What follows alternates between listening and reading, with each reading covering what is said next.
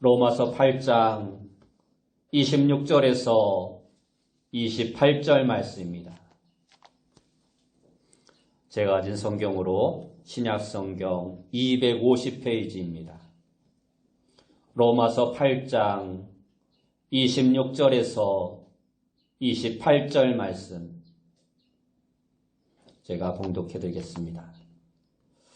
이와 같이 성령도 우리의 연약함을 도우시나니 우리는 마땅히 기도할 바를 알지 못하나 오직 성령이 말할 수 없는 탄식으로 우리를 위하여 친히 간구하시느니라.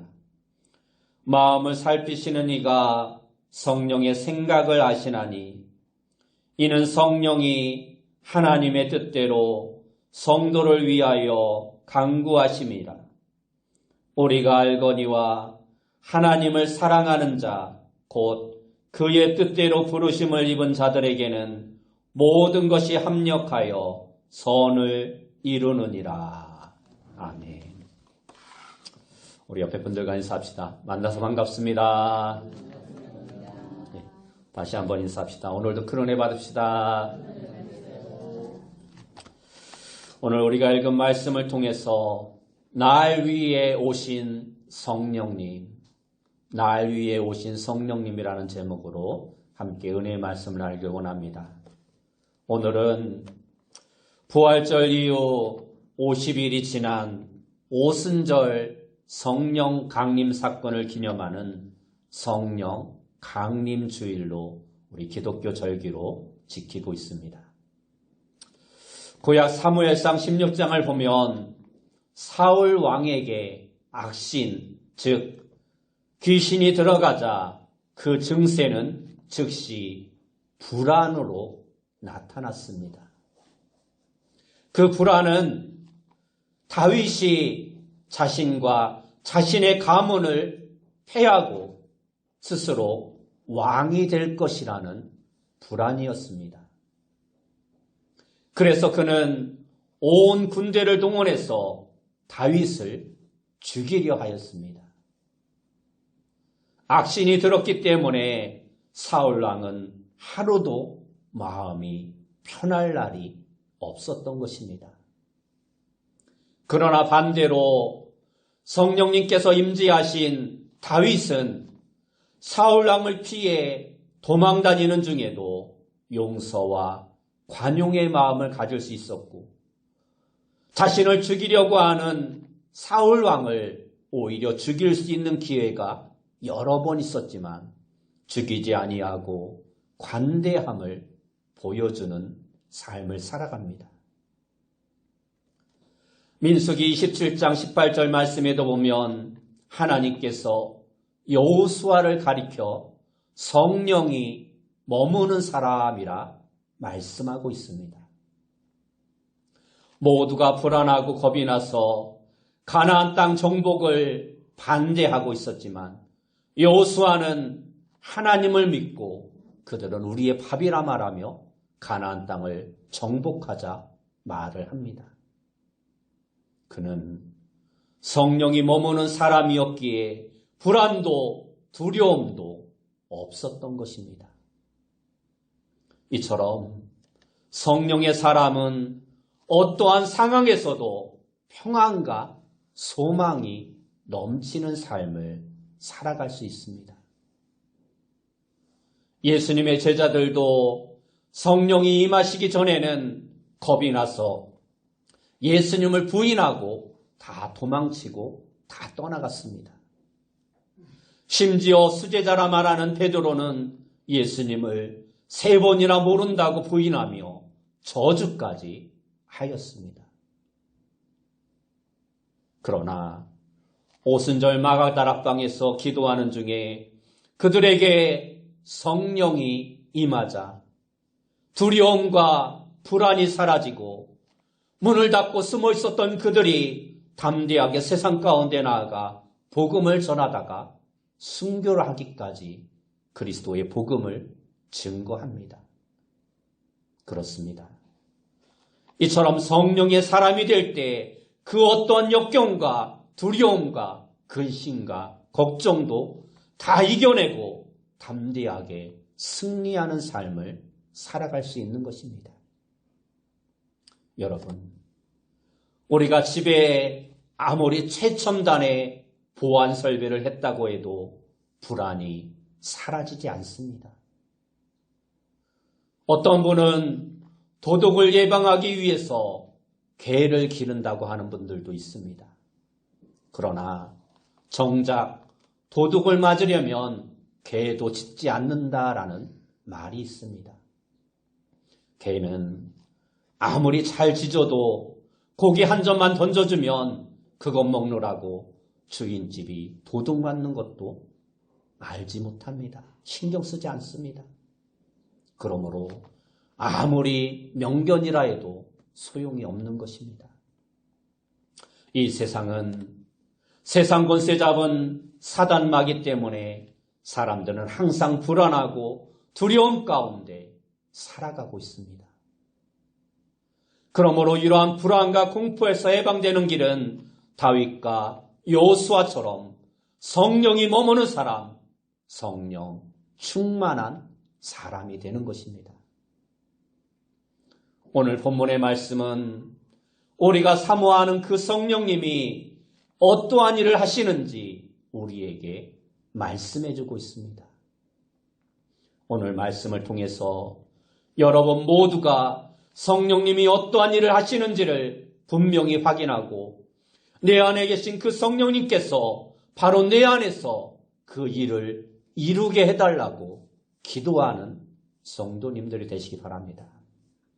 그래서 내 안에 계신 그 성령님으로 말미암아 날마다 하나님이 주시는 은혜와 축복을 풍성히 누리며 살아가는 귀한 성도님들이 다 되시기 바랍니다. 첫 번째로 성령님은 우리의 연약함을 도우시는 분이라 말씀하고 있습니다. 오늘 본문 26절을 보면 이와 같이 성령도 우리의 연약함을 도우시나니 우리는 마땅히 기도할 바를 알지 못하나 오직 성령이 말할 수 없는 탄식으로 우리를 위하여 친히 간구하시느니라 하고 말씀하고 있습니다. 사람들은 누가 뭐래도 힘있고 권력있고 능력있는 사람에게 몰려들게 되어 있습니다. 얼마 안 있으면 물러가는 대통령에게서는 사람들이 다 떠나가지만 새로 떠오르는 유력한 대권주자 주변에는 사람들이 구름대처럼 몰려듭니다. 그렇습니다. 힘 있는 사람에게 사람들이 몰리는 것은 자연스러운 인간의 속성이라 말할 수 있습니다. 그래서 사람들은 높은 척하고 가진 척하고 배운 척을 하는 것입니다. 그래야 대접을 받을 수 있다는 허위의식이 있기 때문입니다. 내가 연약하고 힘이 없으면 사람들을 나를 도와주려는 것이 아니라 오히려 무시하고 깔보는 것이 요즘 세상입니다. 그런데 오늘 본문의 말씀을 보면 성령님은 그러한 세상과 같지 아니하고 우리의 연약함을 도우시는 분이라 말씀해주고 있습니다. 우리가 잘 아는 찬송가 563장 3절의 가사를 보면 이러한 내용이 있습니다. 내가 연약할수록 더욱 귀히 여기사 높은 보좌 위에서 낮은 나를 보시네. 날 사랑하심, 날 사랑하심, 날 사랑하심 성경에 쓰여있네. 그렇습니다. 우리가 연약할수록 우리를 더욱 귀히 여기고 우리와 가까이 해주시는 분이 바로 우리 성령님이십니다. 성경은 인간을 약하고 깨지기 쉬운 질그릇이라 말씀하고 있습니다. 실제 인간은 조금만 과로해도 쓰러지고 병에 걸립니다. 어제까지 건강하던 사람도 하루아침에 일어나 보니 세상을 떠나는 경우도 허다하게 많습니다. 그래서 옛날 사람들은 밤새 안녕히 주무셨습니까? 하는 것이 인사말이었습니다. 우리는 또한 의미 없는 말 한마디에도 상처를 받아 괴로워할 때가 많습니다. 정말이지 질그릇처럼 약한 것이 인간입니다. 한때 유럽을 호령하던 정복자 나폴레옹도 집에 돌아오면 외로움과 고독을 견딜 수 없어서 부인인 조세핀의 무릎을 붙잡고 엉엉 울었다라는 이야기가 있습니다. 예전에 우리나라 박정희 대통령도 막강한 권력을 등에 업고 국가의 부흥을 이끌었던 그야말로 강력한 절대 군주였습니다. 그러한 그도 생전에 청와대를 가리켜 깊은 산속에 절간 같다고 말을 했다고 합니다. 한마디로 외롭고 고독했다라는 것입니다. 이처럼 최고로 강해 보이는 사람도 실제로는 약하기 그지없는 것이 바로 인간입니다. 그런데 그렇게 약한 인간을 도우시는 분이 바로 성령님이라 말씀해주고 있습니다. 그렇습니다.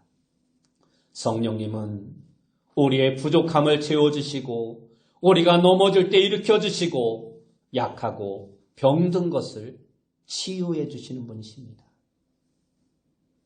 그러므로 성령님이 함께하는 사람이 진정으로 강한 사람인 것입니다. 성령님은 우리의 부족함을 채워주시기 때문에 성령 충만한 사람은 항상 모든 것에 부족함이 없다라고 말할 수 있는 것입니다. 여호와는 나의 목자시니 내게 부족함이 없으리로다라는 다윗의 고백은 성령 충만한 사람만이 할 수 있는 고백인 것입니다. 사람들은 누구나 상처를 주기도 하고 상처를 받기도 합니다.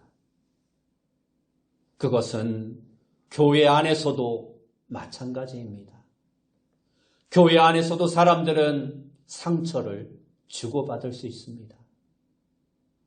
부부간에도 상처를 주고받고 때로는 목사도 교인들에게 상처를 받기도 하고 교인들도 서로에게 상처를 받고 목사에게서 상처를 받을 때도 있습니다. 그렇기 때문에 우리 모두가 상처를 가지고 살아갈 수밖에 없는 것입니다. 그리고 이 상처를 치유하기 위해서 때로 상담을 받기도 하고 심리 치료를 받기도 하고 정신과 치료를 받기도 합니다. 어떤 사람은 모든 것을 다 잃어버리려고 멀리 여행을 떠나는 사람도 있습니다. 물론 이러한 것도 하나의 방법이 될 수 있지만 근본적인 해결책은 될 수 없습니다. 근본적인 치유는 우리의 연약함을 도우시는 성령님만이 할 수 있는 것입니다. 성령님만이 우리의 상처를 싸매어 주시고 우리를 치유하실 수 있는 분입니다. 사람의 노력에는 한계가 있기 때문입니다. 오늘 본문은 분명히 성령님이 우리의 연약함을 도우신다 말씀하고 있습니다. 그 성령님께 도움을 구하여 날마다 그 성령님이 이끄시는 대로 하루하루를 살아갈 수 있는 귀한 성도님들이 다 되시기 바랍니다. 두 번째로 성령님은 우리를 위해 친히 간구하시는 분이라 말씀하고 있습니다. 다시 한번 26절과 27절 말씀을 보면 이와 같이 성령도 우리의 연약함을 도우시나니 우리는 마땅히 기도할 바를 알지 못하나 오직 성령이 말할 수 없는 탄식으로 우리를 위하여 친히 간구하시느니라. 마음을 살피시는 이가 성령의 생각을 아시나니 이는 성령이 하나님의 뜻대로 성도를 위하여 간구하심이니라 말씀하고 있습니다. 그렇습니다. 성령님은 말할 수 없는 탄식으로 우리를 위하여 친히 간구하시는 분이십니다.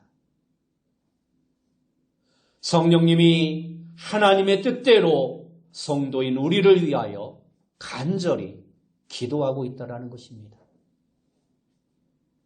우리는 기도하지만 때때로 하나님의 뜻과 다른 기도를 할 때가 너무나 많습니다. 그러나 성령님은 나를 위해 기도하시면서 철저하게 하나님의 뜻대로 기도하신다 말씀하고 있습니다. 기도는 만병통치약과 같습니다. 우리가 호텔에 가면 방마다 서로 다른 열쇠가 있습니다. 요즘은 카드키를 많이 쓰죠. 그런데 모든 방의 열쇠를 하나로 열 수 있는 키가 있는데 그것이 바로 마스터키라는 것입니다. 예전에는 한 건물의 열쇠를 만들기 위해서 열쇠 뭉텅이를 들고 다니면서 하나하나 맞췄습니다. 그러나 마스터키라는 것이 발명되면서 이제는 그 키 하나만 있으면 어떤 열쇠라도 다 열 수 있는 것입니다. 기도는 바로 이러한 마스터키와 같은 것입니다. 그래서 성경은 무슨 일을 만나든지 우리에게 기도하라 말씀하고 있는 것입니다. 예레미야 33장 3절 말씀에 보면 너는 내게 부르짖어라 내가 내게 응답하겠고 내가 알지 못하는 크고 은밀한 일을 내게 보이리라 말씀하고 있습니다. 마가복음 11장 24절 말씀에도 보면 그러므로 내가 너에게 말하노니 무엇이든지 기도하고 구하는 것은 받은 줄로 믿으라 그리하면 너희에게 그대로 되리라 말씀하고 있습니다. 그렇습니다. 우리가 예수님의 이름으로 기도하고 구하는 것은 다 받을 것이라 성경은 말씀해주고 있습니다.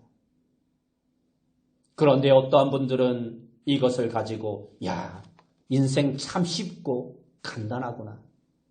기도만 하면 다 되니 얼마나 편한가 말씀하는 분도 있습니다. 그러나 사실 신앙생활에서 가장 어려운 것이 바로 이 기도 생활이라는 것입니다. 성도들에게 밤을 새워 교회 일을 하자고 하면 잘합니다. 밤을 새워 봉사하고 밤을 새워 헌신하자고 해도 사람들은 잘 따릅니다. 그런데 밤을 새워 기도하자고 하면 고개를 절레절레 흔듭니다. 10분만 지나면 하품을 하고 30분이 지나면 몸이 여기저기 뒤틀리고 1시간이 지나면 아예 눈을 감고 자는 사람도 많습니다. 그만큼 기도가 쉽지 않다라는 것입니다.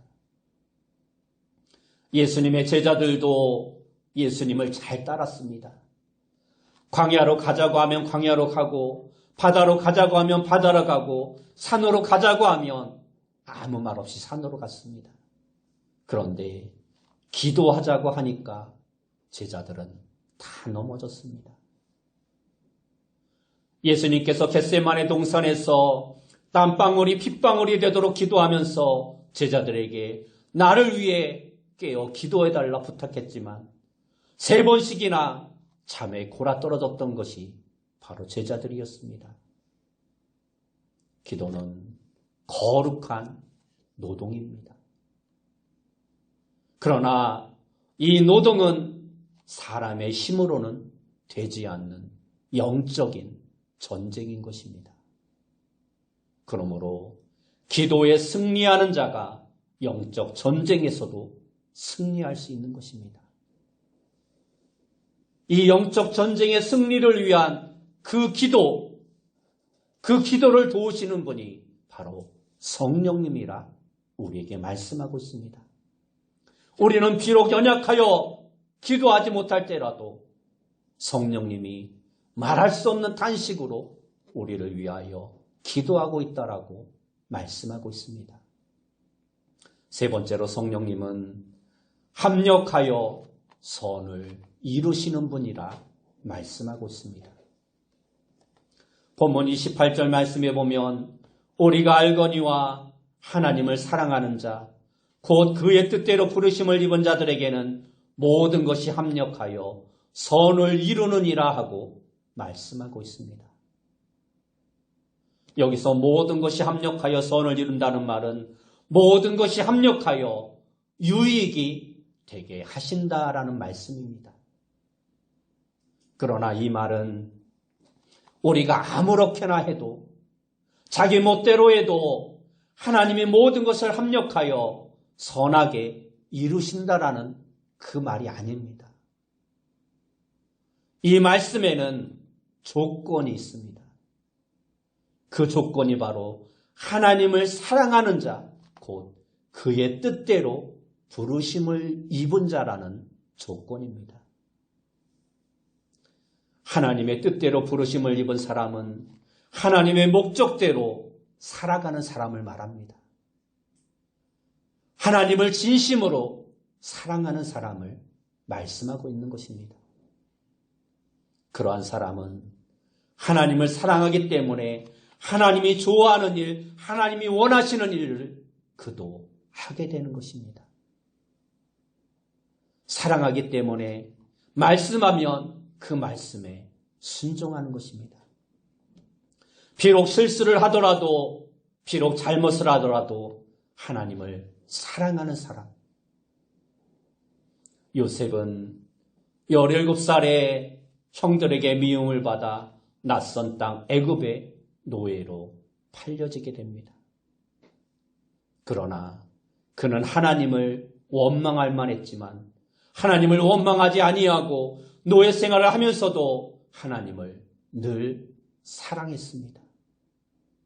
그런데 그는 그렇게 하나님께 순종하고 하나님 사랑했는데도 오히려 또다시 억울하게 누명을 쓰고 감옥에 갇히는 신세가 되고 맙니다. 이쯤 되면 정말 하나님을 원망할 만하지 않습니까? 그러나 그는 감옥에 가서도 하나님을 사랑하는 사람이었습니다. 그렇게 13년이 지나서 하나님께서는 마침내 그 모든 것이 합력하여 선을 이루게 해주셨습니다. 그렇다면 이 말씀에서 진정 중요한 것이 무엇일까요?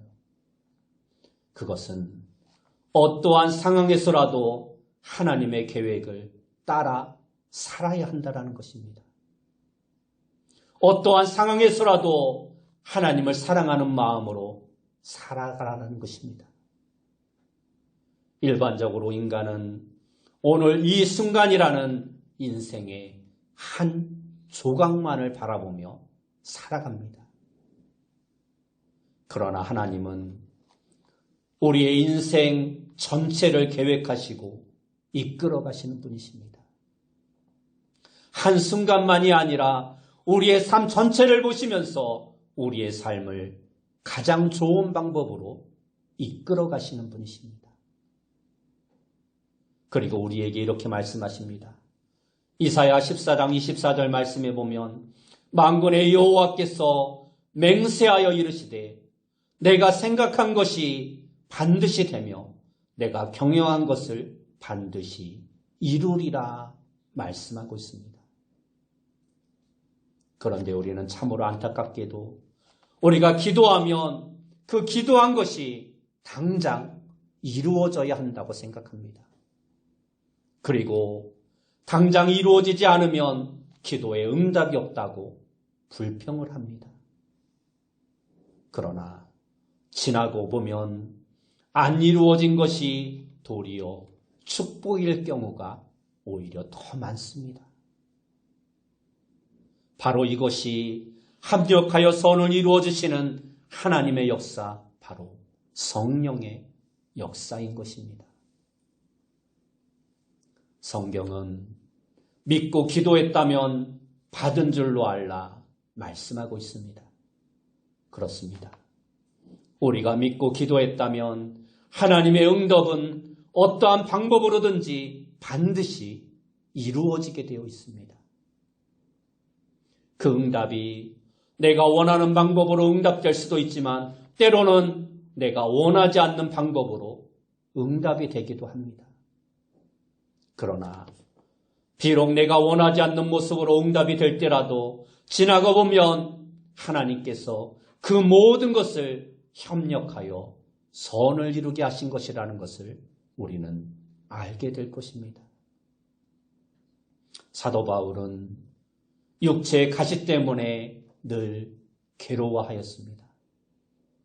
그래서 하나님께 그 가시를 제거해달라고 여러 번 기도했지만 응답이 없었습니다. 그런데 나중에 바울은 그 육체의 가시가 있었기 때문에 겸손하고 기도하고 오히려 하나님의 사명을 잘 감당할 수 있었다라고 고백을 합니다. 이것이 바로 합력하여 선을 이루어 주시는 것입니다. 그렇습니다. 우리의 기도에 대해서 하나님은 항상 합력하여 선을 이루도록 역사해 주십니다. 우리에게 무엇이 유익한지, 무엇이 필요한지, 어떻게 사는 것이 축복인지 하나님께서 우리보다 더욱더 잘 알고 계시기 때문에 우리를 그 길로 이끌어 가시는 것입니다. 그러므로 여러분 가운데 기도를 열심히 했는데 지금 당장 이루어지지 않는다고 해서 너무 실망하거나 포기하지 마시기 바랍니다. 내가 원하지 않는 방향으로 일이 진행된다고 해서 불평하거나 원망하지 마시기 바랍니다. 지나가 보면 그 모든 것이 다 하나님의 축복임을 알 때가 있을 것입니다. 이처럼 성령님은 우리로 하여금 합력하여 선을 이루게 하시는 분이십니다. 그렇습니다. 설령 하나님께서 우리의 주인이 되면 뚜렷하게 나타나는 증상 중에 하나가 모든 것이 합력하여 선을 이루게 하신다라는 것입니다. 여기서 말하는 모든 것은 기쁜 것, 감사한 것, 영광스러운 것, 인생의 귀한 열매들을 말씀하고 있는 것입니다. 그러나 또 한편으로 이 모든 것 안에는 우리의 아픔과 실수와 상처와 부끄러움과 연약함, 심지어 우리가 과거에 지은 죄악까지도 포함되어 있어서 성령님이 우리 안에 거하시면 그 모든 것이 합력하여 종합적으로 선을 이루게 해주신다는 것입니다. 중동 지방에 가면 양탄자가 유명하다고 합니다. 중동의 여러 나라에서는 일반 가정에서 딸 아이가 시집가기 전까지 수년 동안 양탄자를 작품으로 만드는 가정이 많다고 합니다.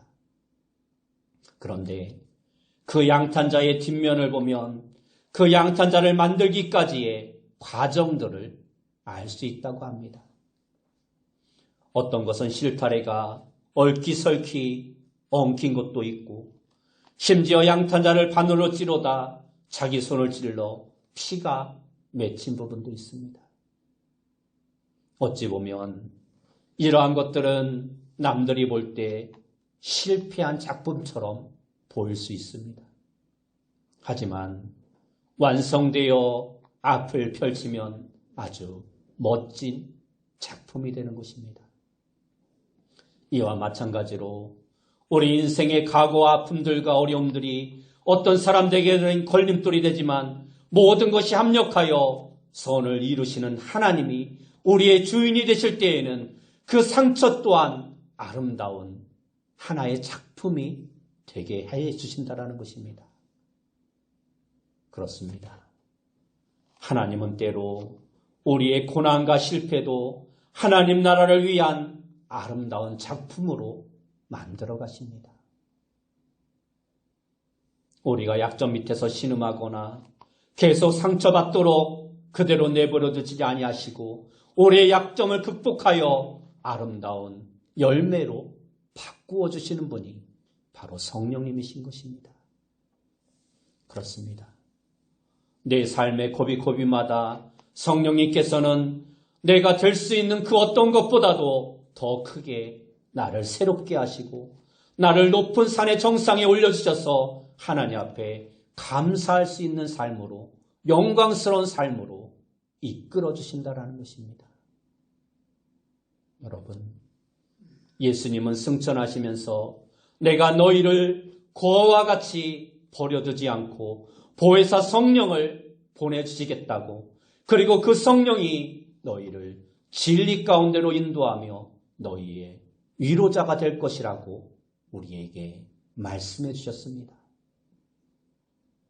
성령님은 이처럼 나를 위로하시고 때로는 우리를 치유하시고 때로는 우리는 굳게 세우시고 우리에게 능력을 주시기 위해 오신 분이십니다.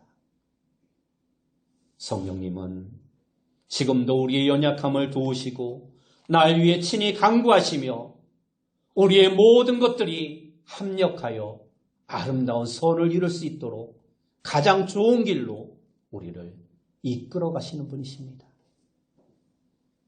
하지만 우리는 자꾸만 재물을 사모하고 출세를 사모하고 건강을 사모하고 세상의 명예를 사모하며 살아갑니다.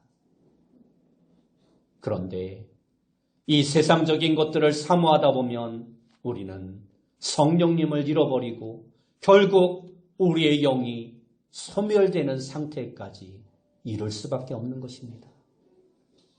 그러므로 오늘 이 시간 내게서 주의 성령을 거두지 말아달라고 간절히 기도하는 여러분이 되시기 바랍니다. 그러면 그 성령님께서 여러분들의 삶에 동행해 주심으로 모든 것이 합력하여 선을 이루게 해 주실 것입니다. 여러분 모두가 이제 오늘 이후로 언제 어디서 무엇을 하든지 날 위해 오신 그 성령님으로 말미암아 항상 승리와 감격을 맛보며 하나님이 주시는 그 축복 가운데 살아가는 귀한 성도님들이 다 되시길 예수님의 이름으로 축원합니다. 기도하겠습니다. 사랑하는 주님, 우리를 위해 오신 그 성령님을 우리가 온전히 깨달아 알고 날마다 우리를 위하여 간구하시며 우리에게 좋은 것을 주시고 우리를 위하여 친히 가장 선한 일들을 이루시는 그 성령님을 바라보면서 날마다 성령 충만한 삶을 살아갈 수 있는, 성령님이 함께 거하시는 삶을 살아갈 수 있는 우리의 삶에 되어줄 수 있도록 인도하여 주옵소서. 예수님의 이름으로 기도드리옵나이다. 아멘.